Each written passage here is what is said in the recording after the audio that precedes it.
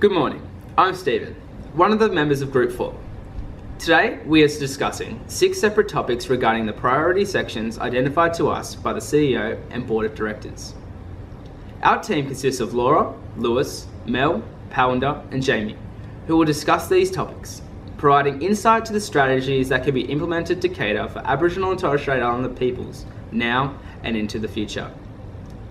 Before Laura discusses the first matter regarding holistic care, we would like to acknowledge the traditional owners of the lands we are today and pay respect to their elders past, present and emerging, and acknowledge their important role Aboriginal and Torres Strait Islander people play within the community. Let's begin. The holistic care of the Aboriginal and Torres Strait Islander people can be defined by National Aboriginal Community Control Health Organization as the act of health professionals attend to not only physical well-being, but social, emotional, and cultural needs as well, encouraging all individuals to achieve full potential, thereby bringing about the total well-being to their community. Although mainstream health systems attempt to provide for the needs of Indigenous people, they are still faced with barriers preventing beneficial health outcomes. These barriers include disadvantages in regards to determinants of health, such as economic, cultural, and social disadvantages. Regarding Indigenous communities, the most common kinds of social disadvantages would likely include living in a lower socio-economic areas whilst experiencing lower health outcomes. Due to the inherent racial bias evident in the mainstream healthcare system. Meanwhile, economic disadvantages would include lower employment rates among Indigenous people as opposed to non-Indigenous people. In addition, cultural disadvantages would involve different languages, medical procedures and practices. These barriers, which can lead to serious miscommunication between parties of various cultural backgrounds, are the main cause of unsatisfactory outcomes of healthcare services among Indigenous people. As well as this, white privilege and racial qualities within social and health services have led to historical and cultural implications. These assumptions are often negative relating to past policy and practices, including the stolen generation and experiences of lower quality of health services have contributed to a lower incidence of Indigenous patients using contemporary health services. Next, Louis will address next topic for us.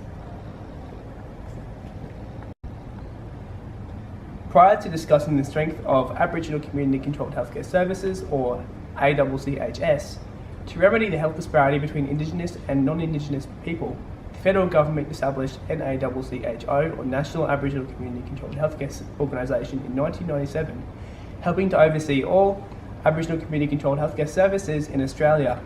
Essentially, Aboriginal Community Controlled Healthcare Services are community healthcare services designed to benefit Indigenous Australians and remedy the many disadvantages experienced through contemporary healthcare services by incorporating culturally safe and holistic care into Indigenous communities.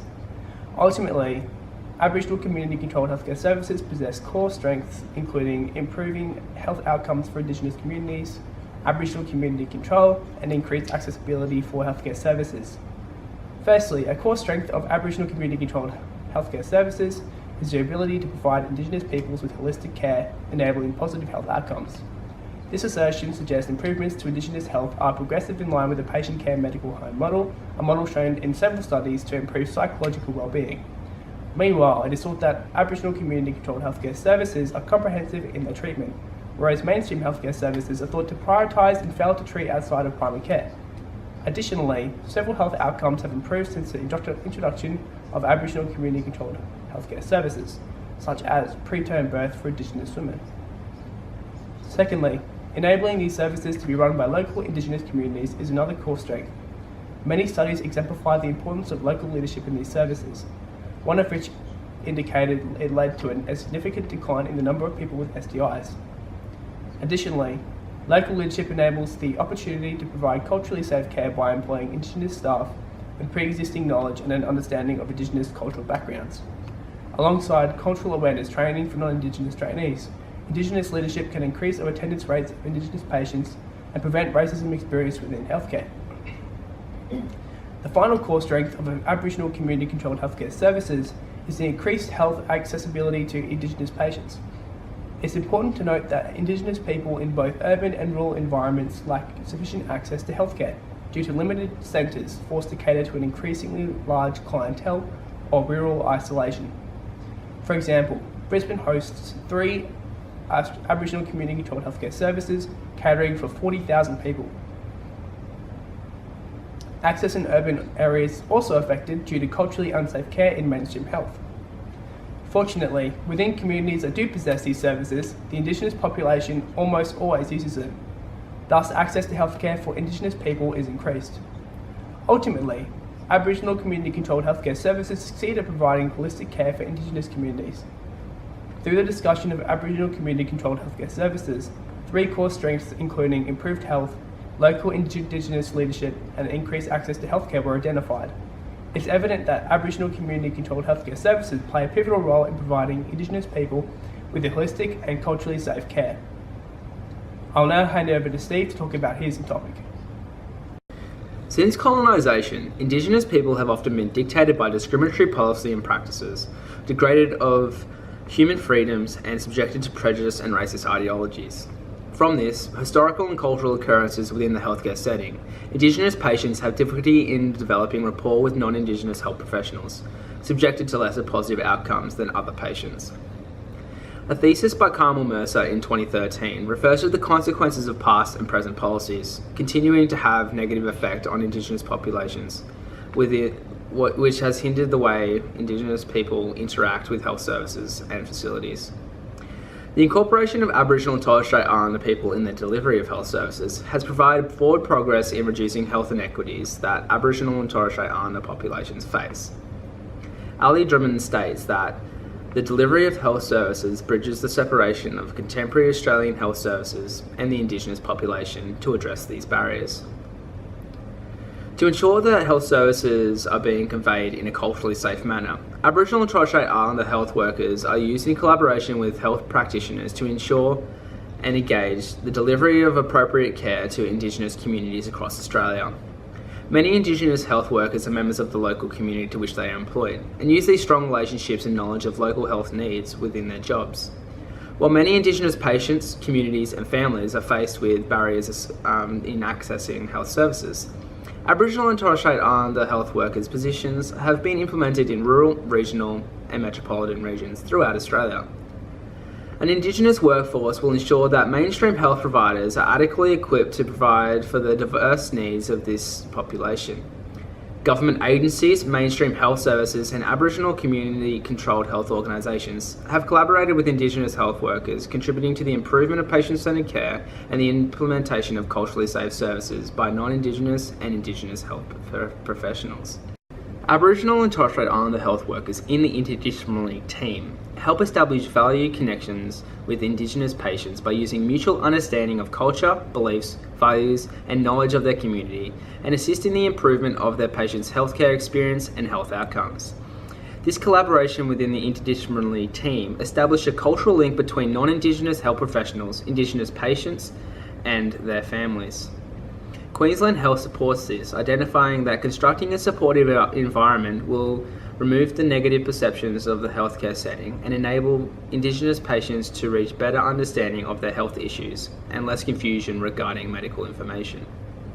The involvement of Aboriginal and Torres Strait Islander health workers throughout decision-making processes minimises blame and shame in their interactions with patients and bring focus to the positive benefits of the patients and their families. The collaboration of at-sea health workers and nurses enable a balance between clinical knowledge and cultural beliefs, creating an effective workplace that emphasises and empowers Indigenous patients. This partnership achieves positive health outcomes and health requirements to be addressed in an efficient manner by the team. An understanding of the uniqueness of Indigenous culture reinforces respect of their work besides the nursing profession. Without ASI health workers, Indigenous health inequities will not be reduced. Mel will be speaking on her topic of intersectionality next.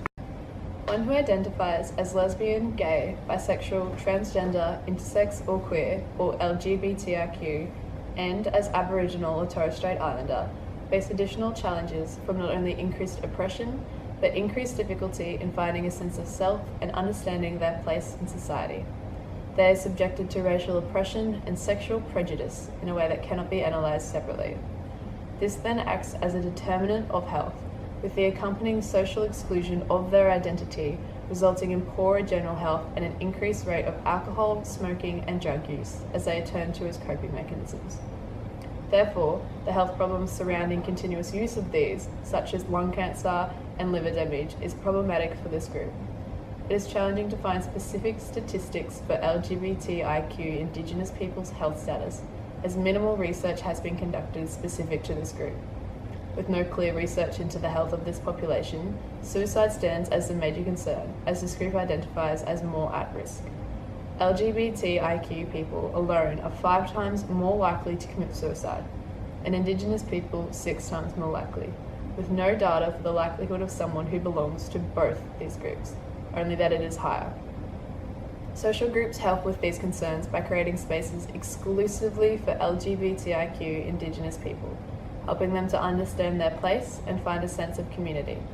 Archiving the Aboriginal Rainbow and uses blogging as a platform for this group to reflect and develop their identity, focusing on the need to embed and produce content in an individual manner. Black Rainbow takes a different approach, using Facebook as its platform and focusing on the constant and continuous interactions to network and creating a place to share, comment and respond to relevant articles. The Freedom Centre then works by providing volunteer-run drop-in sessions for personal contact, as well as online forums and organisation of events. All 3 of these groups responding to the need to be included, to be heard, to be valued and to not be alone. Within the healthcare setting, there are currently no preventative strategies or specific health interventions for this population. Additionally, the fear of being subjected to discrimination and stigma when within healthcare services acts as a barrier, delaying and in some cases stopping members from this population from seeking health services. The groups and organisations mentioned previously, despite efforts, have little to no influence over this. This falls to the responsibility of health services.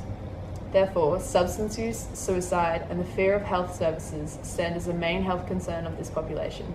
Social groups are limited to influencing only 2 out of the 3 of these. The third is left to the local mainstream health services, with the need to initiate change in order to achieve a holistic and culturally safe approach to health. Next, Paul Winder will discuss discharge against medical advice. Discharge against medical advice indicates the self-discharge by the patient before acquiring the actual discharge summary from the treating physician in the hospital setting. The increase in discharge against medical advice levels of the Aboriginal natives is also the direct result of their loneliness, isolation and stratification across the community environment. Miscommunication, distrust, cultural insecurity and institutionalized racism are some of the crucial factors that facilitate the hospital discharge of the Aboriginal native against the medical advice. Substance dependency in the Aboriginal population contributes significantly to increased pace of discharge against medical advice in the healthcare settings. Most Aboriginal patients encounter difficulty in understanding the treatment protocols in the absence of appropriate medical supervision. They eventually remain deprived of the qualitative healthcare interventions that become the greatest cause of their discharge against medical advice in the healthcare settings.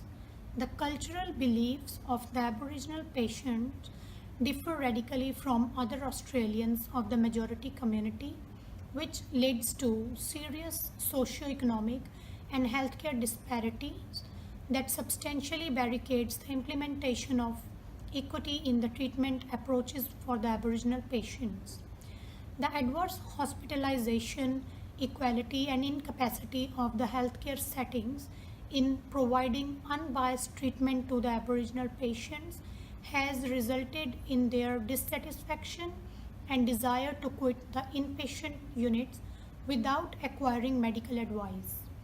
Patients' places of residence, genders, and age groups predominantly impact their rate of hospital discharge against medical advice.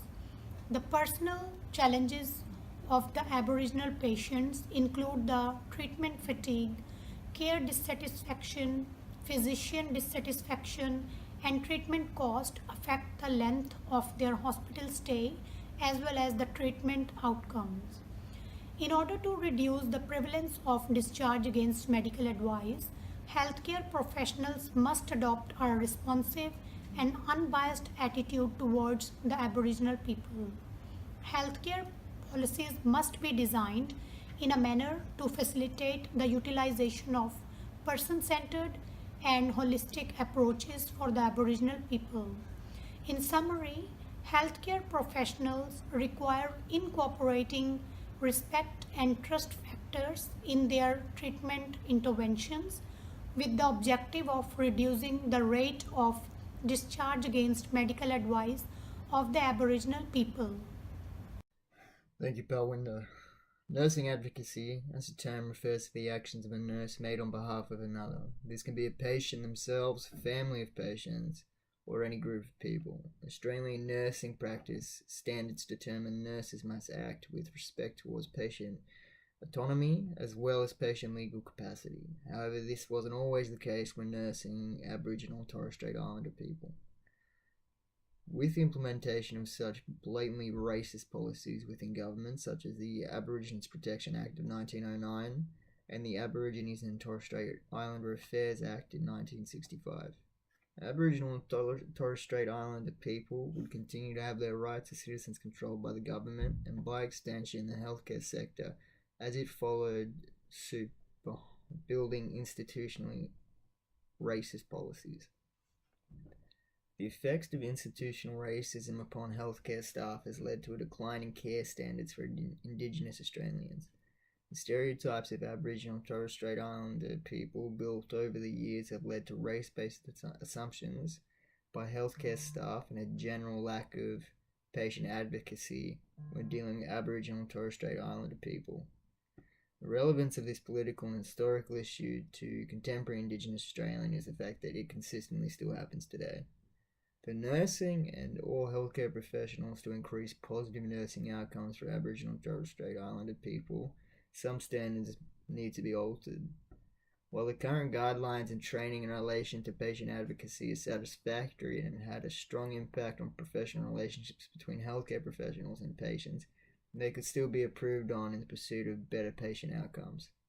More intense training to culturally safe nursing practice is required to effectively positively impact on nursing outcomes for Indigenous Australians. With a strong sense of understanding fostered in the healthcare professional, it builds towards a much more empathetic relationship opposed to a sympathetic relationship. It is built on trust and respect. With an empathetic bond between Aboriginal and Torres Strait Islander people and a healthcare professional, nurses are better able to view life from the perspective of the patient. This in turn builds confidence within Indigenous communities and families, and nurses can be seen as allies. This in turn leads to the best possible patient advocacy standards for Aboriginal and Torres Strait Islander people. I'd like to thank the Board of Directors and the CEO for your time today.